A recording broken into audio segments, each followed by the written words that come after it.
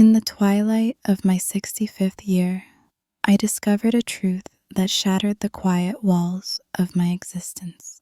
Love, in its most forbidden form, could awaken a heart I thought had long turned to ash. I am an old man now, my hands etched with the lines of labor, my hair a silver testament to a life of duty and loss. I believed I had tasted every shade of human emotion, joy's fleeting warmth, grief's heavy shadow, the steady hum of routine. But nothing, not the love of my youth, nor the sorrows of my middle years, could have prepared me for her. Emily, my son's wife, entered my life like a storm cloaked in sunlight, stirring a longing so deep and forbidden it threatened to unravel the man I had spent decades becoming. This is my confession, a tale of a heart ensnared by a desire it could neither name nor escape, a secret I carry in the silence of my soul. 3 years ago, my son James brought Emily to our modest home in the countryside, a house of weathered wood and fading memories nestled among fields and ancient oaks. James, my only child, was my pride, a man who had left our village to chase dreams in the city's restless pulse. When he returned with Emily, his eyes gleamed with triumph, his hand clasping hers as if she were a treasure he had claimed. She was young, barely 25, with eyes like dark amber, deep and unreadable, holding secrets that seemed to whisper of a life older than her years. Her smile was soft, almost hesitant, and her voice carried a warmth that seeped into the cold corners of our home. I welcomed her as a father should, with open arms and a heart full of hope for their future. But beneath that warmth, a flicker stirred in me, a shadow I pushed to the edges of my mind, refusing to name it for what it was. Emily settled into our lives with a grace that felt like spring breaking through a long frost. She moved through the house with quiet purpose, her hands coaxing life from the garden, her cooking filling the air with the scents of rosemary, thyme, and roasted garlic. I watched her from my chair by the window, a weathered throne where I pretended to read or mend tools. I told myself I was merely observing, ensuring she felt at home, that my interest was paternal, nothing more. But my eyes betrayed me, lingering on the curve of her neck as she bent over the stove, on the way her fingers tucked a stray lock of hair behind her ear when she laughed. Each glance felt like a theft, a moment stolen from a life I had no right to claim. My heart, that old traitor, began to whisper, and I hated it for its betrayal, for the way it quickened when she was near.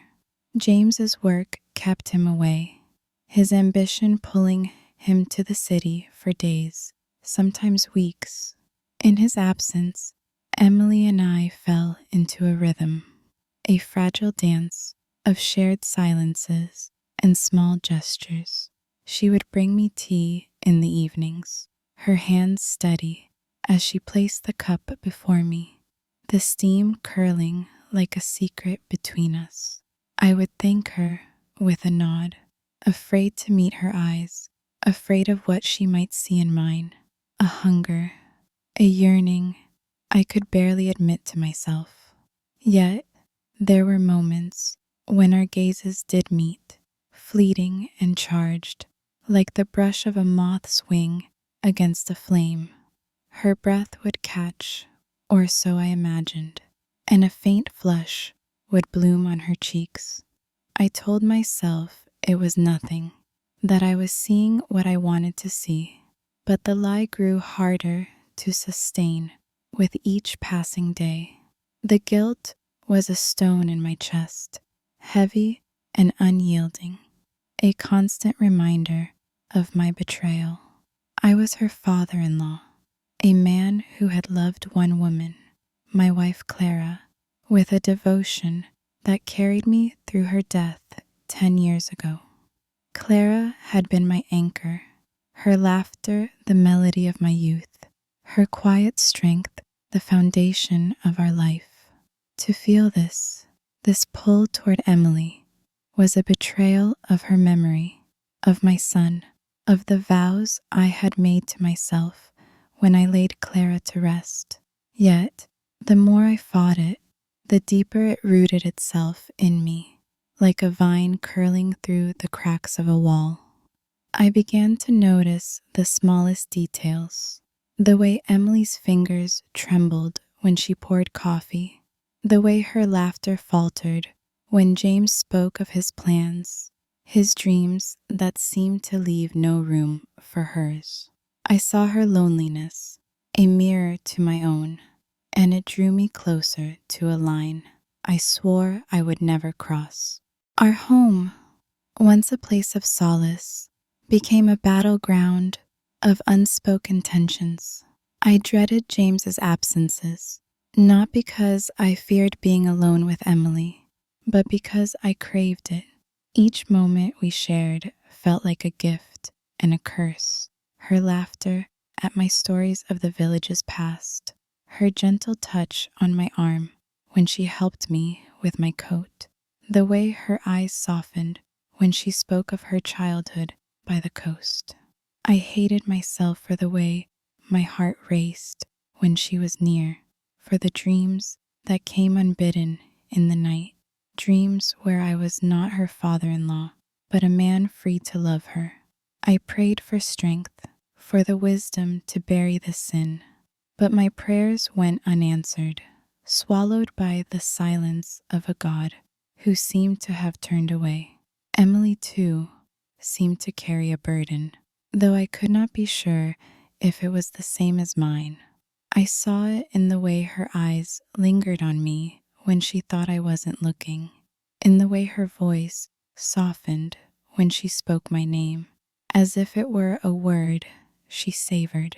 I wanted to believe it was my imagination, that I was projecting my own forbidden desires onto her. But there were moments that felt deliberate, charged with an unspoken question neither of us dared to answer.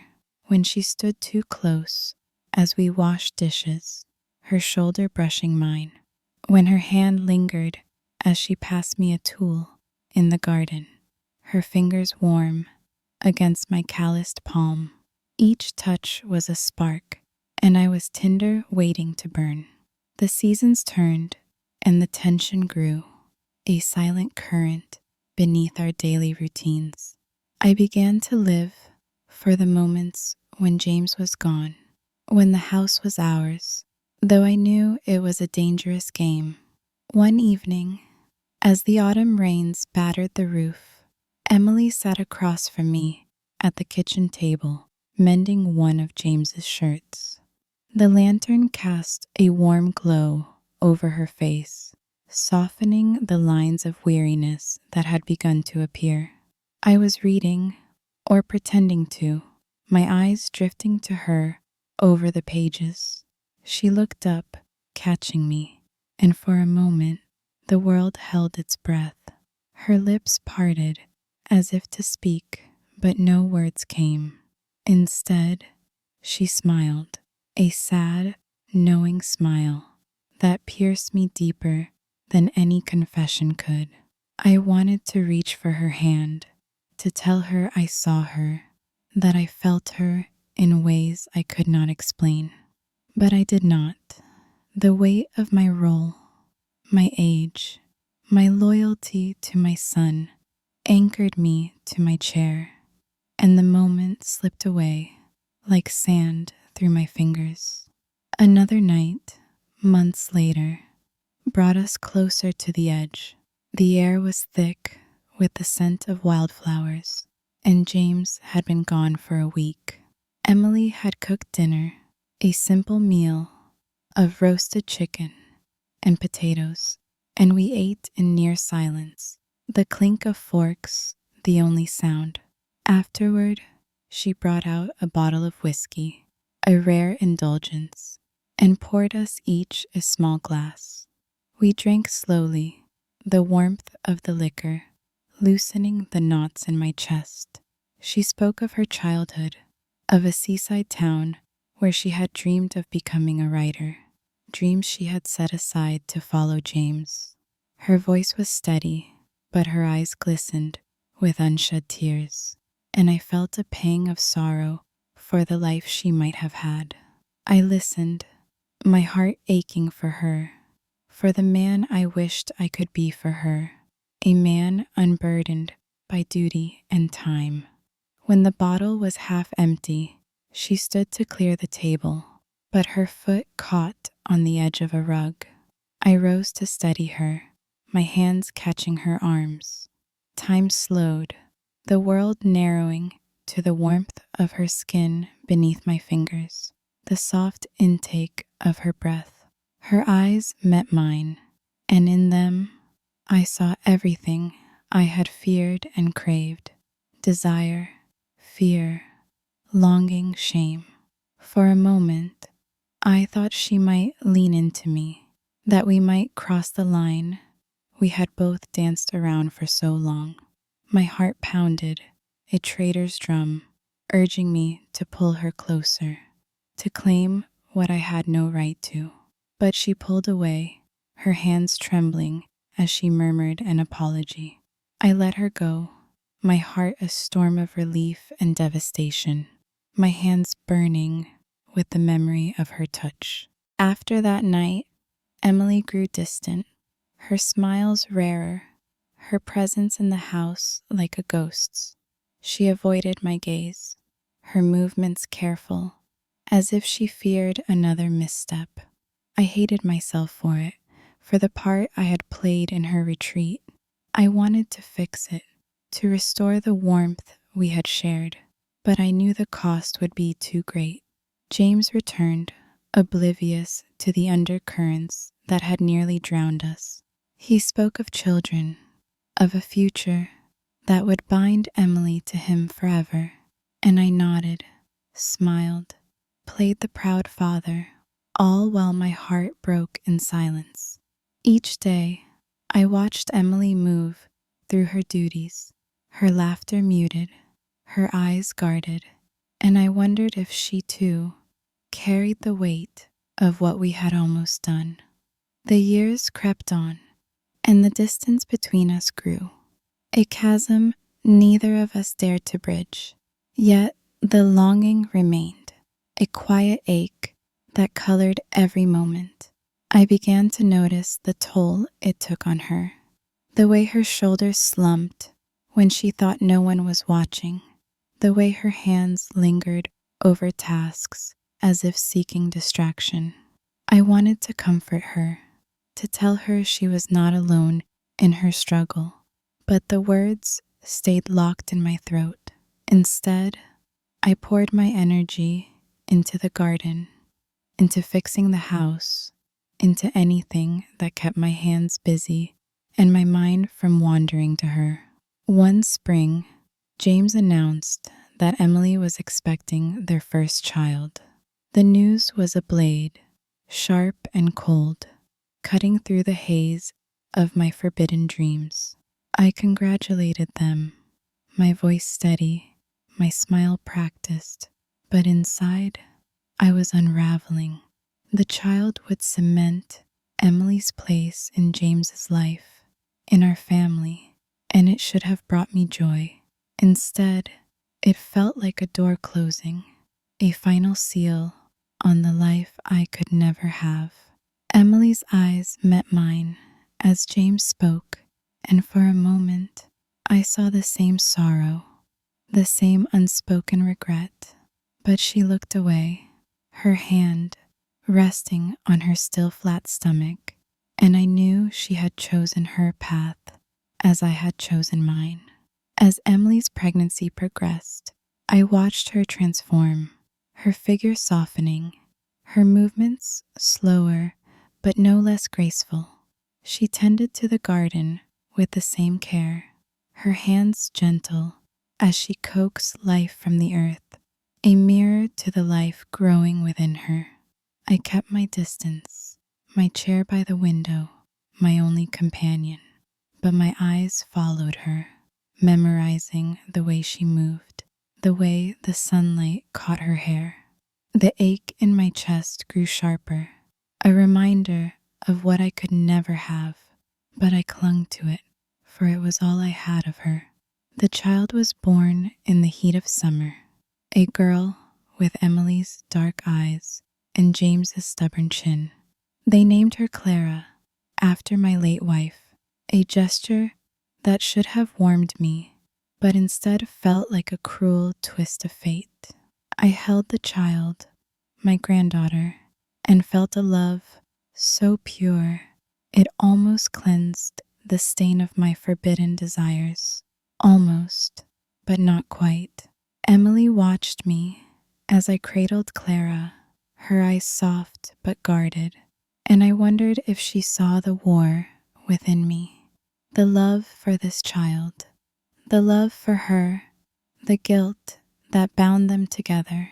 Now, as I sit by my window, watching Emily in the garden with little Clara toddling at her side, I know this is my punishment, to love her from afar, to carry this secret until my last breath.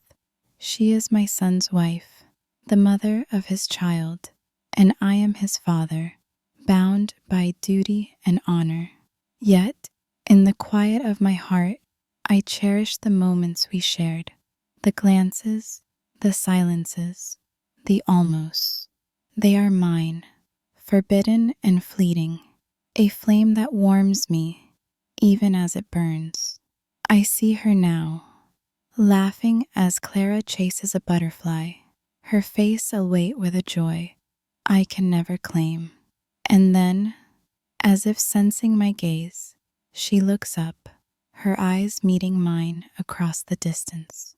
For a moment, the world falls away, and I see it, the truth she has buried as deeply as I have, the love we will never speak, the wound we will carry to our graves. She turns away, and I am left with the shattering certainty that, in another life, we might have burned the world to ash for each other.